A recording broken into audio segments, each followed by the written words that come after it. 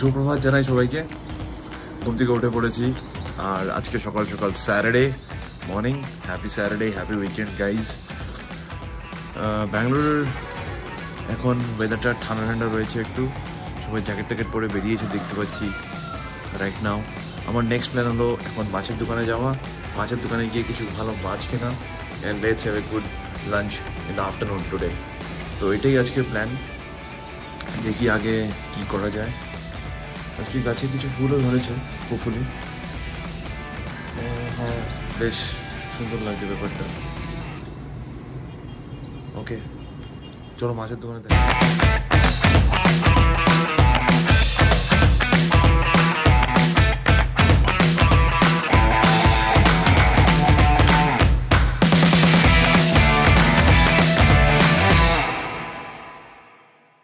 তো কি এনেছিলে সকাল সকাল, কোথায় চলে গেছিলে? এই তো চিতল মাছ, আমাদের বাঙালির ফেমাস মাছ চলে এসেছে। ওরে বাবা, সে তো প্রচুর কাঁটা আছে।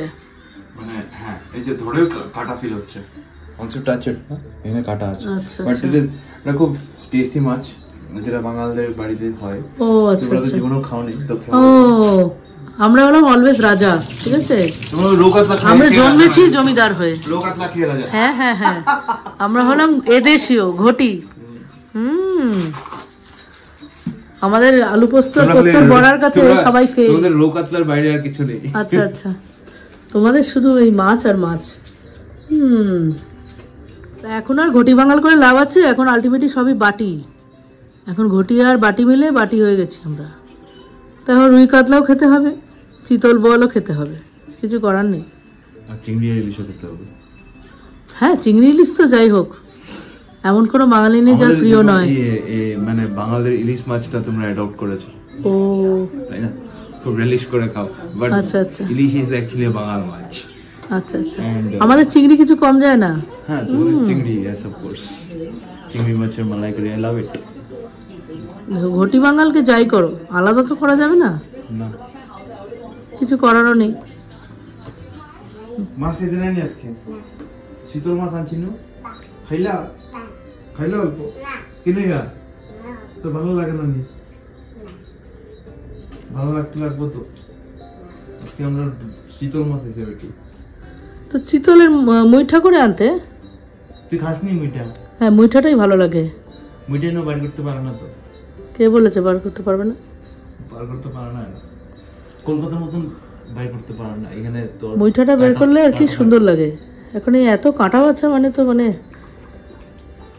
নিজেকে একটা পানিশমেন্ট দেওয়া। হয়ে গেছে নি সুইচ অফ? চার্জ দিলা? দিতে নাইনি? দিলা?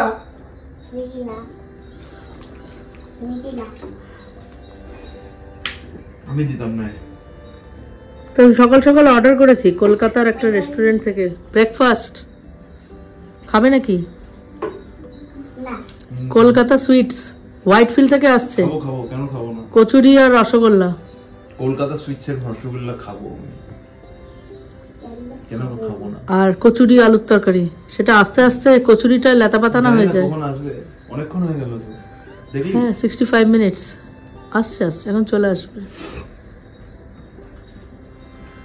বাঙালি কচুরি খেতে ইচ্ছে করছে, শীতকাল বলে কথা। এখন তো শুধু খাওয়ার দিন, যত পারো খাও শীতকালে। আমাদের আসাম শীতকালে খুব খাবার পাওয়া যায়, ভালো ভালো মাছ পাওয়া যায়, ভালো ভালো সবজি পাওয়া যায়। একদিন পিঠে খেতে হবে। এ দেখো, আজকে নিয়ে এসেছি, অর্ডার দিয়েছিলাম কলকাতা কি জানো, কলকাতা রেস্টুরেন্ট নাকি, সেখান থেকে যে গুড়ের রসগোল্লা। এটা দেখো, একদম গুড়ের রসগোল্লা, কিন্তু কেমন হবে জানি না।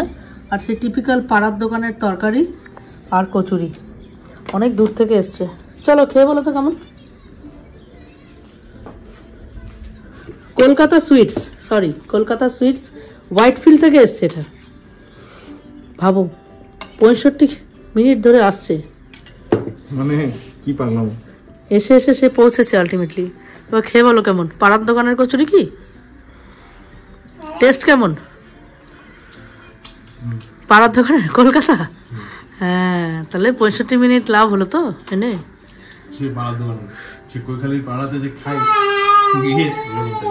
কৈখালির মানে কলকাতার যে কোনো পাড়া আর কি। এটা দেখেই বোঝা যাচ্ছে, তরকারিটা দেখো ডাল দিয়ে আলু দিয়ে বানিয়েছে দেখো। কলকাতা সুইটস জোম্যাটোতে আছে। আর এই রসগোল্লাটা মনে হচ্ছে ভালোই হবে, স্পঞ্জি হবে না আশা করি। দেখে তো ভালোই লাগছে। কারণ রসগোল্লা এমন হতে হয় মুখে দিলে যাতে গলে যায়, ওই স্পঞ্জের মতো ওই ময়দা দেওয়া রসগোল্লা খুবই বাজে খেতে লাগে। ভালো খেতে, চলো তাহলে।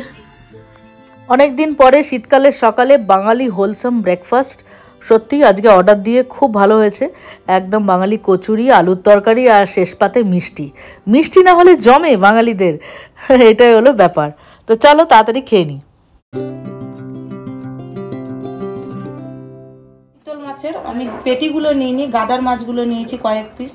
এটাতে নুন হলুদ ভালো করে মাখিয়ে 10 মিনিট রেখে দিয়েছি। জাস্ট এটায় তেল দিয়েছি, তেলটা ভালো করে গরম হলে আপনারা সবাই ভেজে নেবেন। এটা বেশ খুব কড়া ভাজবেন না, হালকার মধ্যে ভেজে নেবেন। খুব কড়া ভাজলে চিতল মাছটা শক্ত হয়ে যায়। এটা খুব বড় বড় পিস তো একসাথে দেবো না, আমি 3টে করে ভাজছি। এটা ভাজতে থাকি, ভাজার সাথে এর যেটা মশলা আমার, তার সাথে আমি দুটো টমেটো কেটে নিয়েছি, কিছুটা কাঁচা লঙ্কা পরিমাণ মতন, কিছুটা আদা, এখানে কাশ্মীরি মির্চি পাউডার, ধনে পাউডারটা একটু বেশি নিয়েছি, আর এটা জিরে। আর আছে এখানটা একটু পেঁয়াজ বাটা। পেঁয়াজটাকে বেটে নিয়েছি গ্রেভি করার জন্য, যাতে গ্রেভিটা ভালো করে হয়। পেঁয়াজটাকে যখন ছাড়বো তখন আপনাদের শেষে দেখাবো। ঠিক আছে। রাজমা এটা এমনি ঘুগনির মতনও ভালো লাগে। আমার তো একটু ঝোল করলে রাজমা চাউল ভালো লাগে। হ্যাঁ, পাঞ্জাবি খাবার।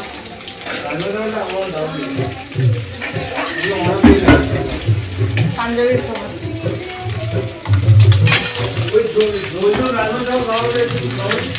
আছে তো, পরে আর একদিন আমি তোমার গোপালজির থেকে অর্ডার দিয়ে খেয়েছি। এই দেখেন, এটা এমন করে বানালাম। এটা ঝোল করিনি। এটা কি কি দিলে মশলা? এটা পেঁয়াজ কুচিয়ে দিয়েছি, আদা বলছি, রসুন আর টমেটো বাটা। আচ্ছা, নুন হলুদ। ওই ঘুগনির মতো। তুমি বলবো তো? দেখেন এই যে তেল গরম হয়ে গেছে, মাছ ভাজার তেলে আমি 2টো লঙ্কা ফোড়ন দিয়ে দিলাম। আপনারা কাঁচা লঙ্কাও দিতে পারেন। আমি 2টো শুকনো লঙ্কা ফোড়ন দিলাম, যাতে একটু গন্ধটা ভালো বেরোয়। আর এই যে আমার পেঁয়াজ বাটাটা এখন আমি দিয়ে দেবো তেলে।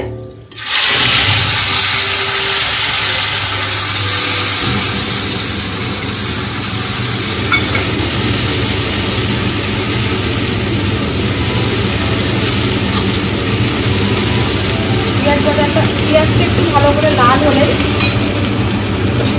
এবার যে আমি টমেটোর, আদা, লঙ্কার গুঁড়ো পেস্ট করে নিয়েছি ভালো করে, আপনাদের যতটা মশলার দরকার আপনারা ততটা পেস্ট করে নেবেন। দেখুন পেঁয়াজটার মধ্যে আমি এবার এই বাটাটা দিয়ে দেবো।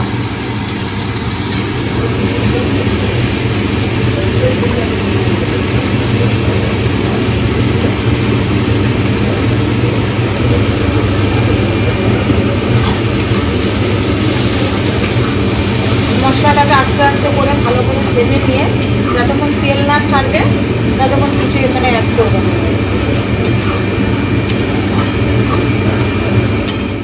আর এখানে আমাদের এখন মেন ডিশ, সেটা হচ্ছে পোস্তর বড়া, আজকের হাইলাইট। আর পোস্তর বড়াটাকে দেখো, পোস্তটাকে বেটে নিয়ে ওর মধ্যে পেঁয়াজ, লঙ্কা, নুন সব কিছু দিয়ে মেখে রেখেছি। জাস্ট খেতে বসার আগে এগুলোকে একটুখানি ভেজে নেব। আর গরম গরম পোস্তর বড়া দিয়ে ভাত, আহা কার না ভালো লাগে। দেখুন এবার মশলাটা ভাজা ভাজা হয়েছে। এবার আমি লবণ দিয়ে দেবো এতে পরিমাণ মতন, কেন মাছে লবণ মাখানো আছে। আর হলুদ, এতে একটু গরম জল দেবো যাতে মশলাটা একটু ভাজা ভাজা হয়।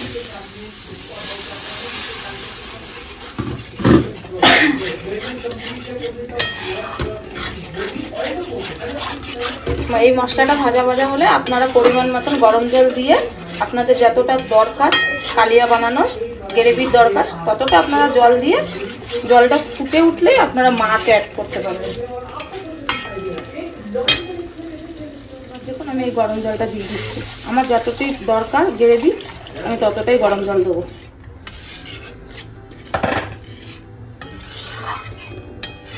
এই জলটা ফুটে উঠলে আমি মাছ দিয়ে দেবো। এই যে মাছগুলো এখন ঢেলে দিচ্ছে। বাহ, গন্ধটা বেশ ভালোই বেরিয়েছে। মাছগুলোতে ভালো করে মাখিয়ে নিই আমি এপিট ওপিট করে। লম্বা লম্বা কাটে নিও, দাদা কাটিয়ে এনেছে, ভেঙে যায় যে। লম্বা কাটলে দেখুন মাছগুলোকে ভালোভাবে মাখানো হয়েছে। এবার 10 থেকে 15 মিনিট আস্তে দিয়ে ফুটতে দেবেন, আপনাদের যেমন ইচ্ছা। 10 থেকে 15 মিনিট রাখার পরে তেল বেরিয়ে যাবে, আপনারা বন্ধ করে দিতে পারেন। সকাল থেকে তো দেখতেই পেলে কাজকর্ম হচ্ছে, রান্নাবান্না হলো। এখন ঘরদোর ঠিকঠাক করে এখন চলে এসেছি পোস্তর বড়াগুলোকে ভাজতে গরম গরম। এই পোস্তর বড়া দিয়ে এখন খেতে বসবো আর সবাইকে খেতেও দেবো। তো এখানে দেখতে পাচ্ছ গোল গোল করে সুন্দর করে দিয়ে দিলাম। তো চলো তাহলে তাড়াতাড়ি ভেজে নিয়ে তারপর খেতে বসে যাই। আবার বিকেলবেলা তো বেরোতে হবে, থাম্বনেল দেখে তো বুঝতেই পারছো যাবো একটা নতুন জায়গায়, তোমাদের সাথে শেয়ার করবো। হলো আজকের দুপুরের প্ল্যাটার: সাদা ভাত, পোস্তর বড়া, চিতল মাছের কালিয়া আর রাজমা। তো বেশ একটা ইউনিক কম্বিনেশন সব কিছুরই। তো চলো তাহলে তাড়াতাড়ি খেয়ে নিই। এখানে অবিশ্বরাকেও খেতে দিয়েছি, ওকে মাছটা একটু বেঁচে দিতে হবে, অনেকটাই কাঁটা বলে কথা। আর ওর পোস্তর বড়া খেয়ে বেশ ভালো লেগেছে। তো যাই হোক, তাড়াতাড়ি করে নিই, করে একটুখানি রেস্ট নিই, তারপর বিকেলবেলা আবার বেরোতে হবে।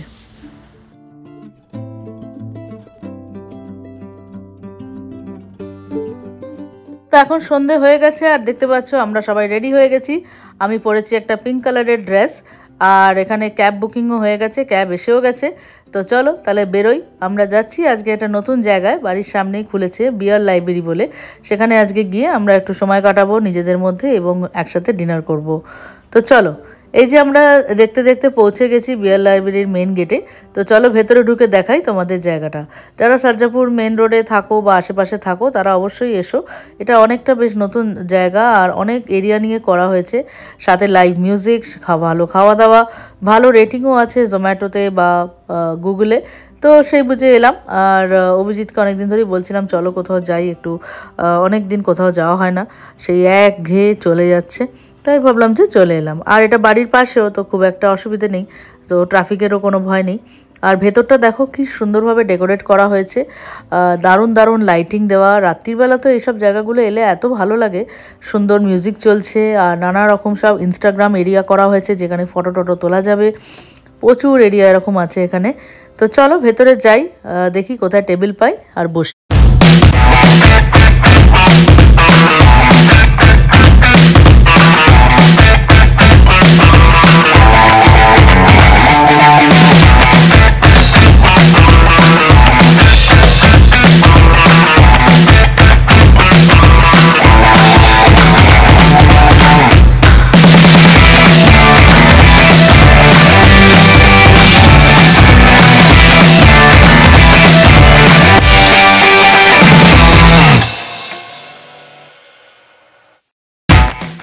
আমরা জায়গা পেয়ে গেছি এখানে সুন্দর একটা গাছের গুড়ির পাশে। এখানে ছোট ছোট করে 3 সিটার করা আছে অনেকগুলো। তো আমরা একটা 3 সিটারে বসেছি, কারণ আমরা 3 জন। আর এখানটা পুরোটাই বেশ সুন্দর ফ্যামিলি এরিয়া, মানে সবাই ফ্যামিলি নিয়ে এসছে, বাচ্চা কাচ্চা নিয়ে এসছে, সবাই খাচ্ছে, আনন্দ করছে, ডান্স করছে। তো বেশ ভালো একটা অ্যাম্বিয়েন্স। আমরা বললাম ফার্স্ট ফ্লোরে যদি জায়গা হতো, কিন্তু ফার্স্ট ফ্লোরটা পুরোপুরি ফিল আপ হয়ে গেছে, কারণ ব্যাঙ্গালোরের শনিবারে তো খুব ভিড় হয়।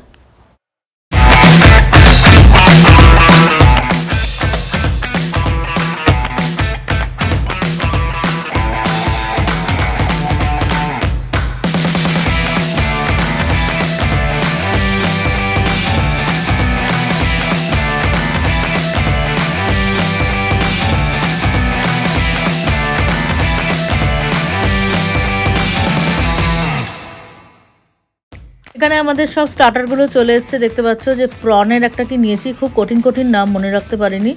আর একটা চিকেনের আইটেম ছিল, আর মাটন, ইরানিয়ান মাটন কাবাব বলে একটা ওটা নেওয়া হয়েছে। তো বেশ ভালো ছিল খাবারগুলো, খুব টেস্টি, নো ডাউট, খুবই ভালো। আর অ্যাম্বিয়েন্সটাও খুব সুন্দর, হালকা গান বাজছে, যে জন্য আমাকে ভয়েস ওভার দিতে হচ্ছে, কারণ কপিরাইট চলে আসবে আবার।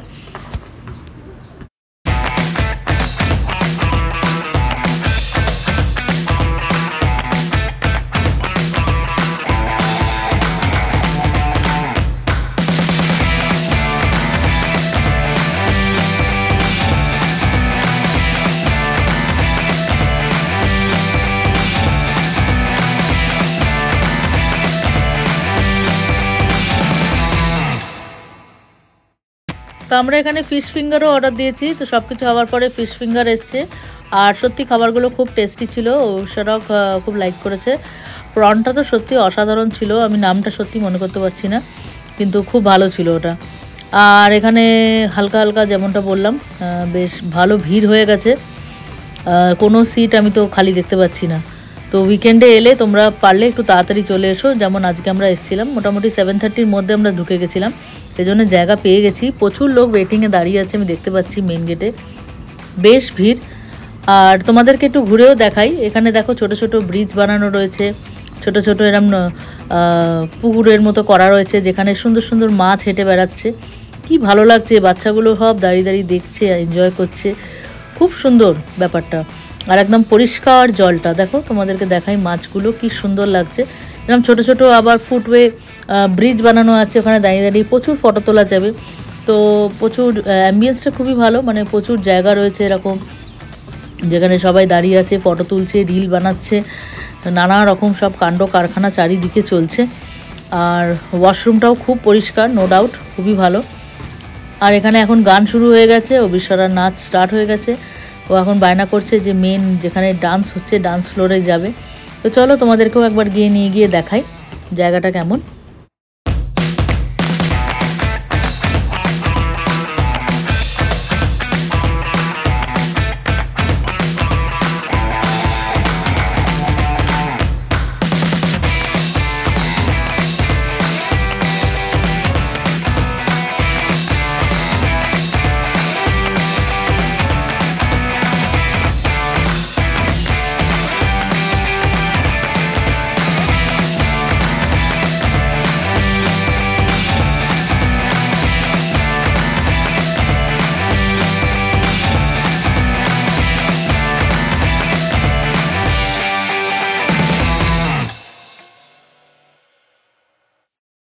তো চলো এখন আমরা যাচ্ছি ডান্স ফ্লোরটা দেখাতে। অবিশ্বরাও অনেকক্ষণ ধরে দেখছে, অনেক বাচ্চারা ডান্স করছে, ওরও খুব ইচ্ছে হয়েছে। তো চলো, ওখানটা তো বেশ ভিড় হয়ে যাবে একটু পরে মনেই হচ্ছে, ভালো ভালো গান চলছে, বেশ দারুণ লাগছে। আর এখানে মেন কোর্সে আমরা পিৎজা অর্ডার দিয়েছি, তো পিৎজাটা যতক্ষণ না আসছে ভাবলাম একটুখানি ঘুরিয়ে আনি ওকে, অভিজিৎ জায়গাতেই রয়েছে। তো চলো দেখি।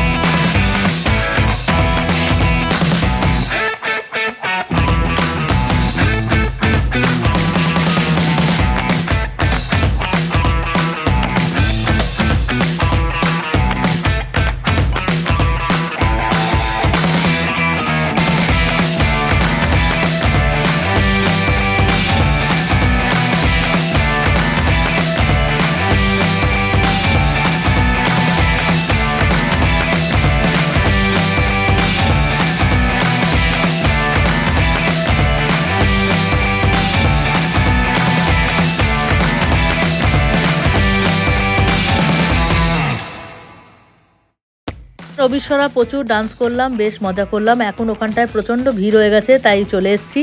আর এখানে মেন কোর্সও চলে এসছে আমাদের পিৎজা। তো চলো এখন মেন কোর্সটা খাই। মেন কোর্সটাও খুব সত্যি খুব ভালো খেতে, ফাইন একদম থিন ক্রাস্ট পিৎজা। আর আজকের ব্লগটাকে এত দূরই রাখলাম। যদি আজকের ব্লগটা ভালো লেগে থাকে তাহলে লাইক করো, কমেন্ট করো, শেয়ার করো, আর সাবস্ক্রাইব করতে একদম ভুলো না। আর নতুন ভিডিও নিয়ে আবার ফিরে আসছি খুব তাড়াতাড়ি, দেখতে থেকো mind butter. Till then take care, bye by.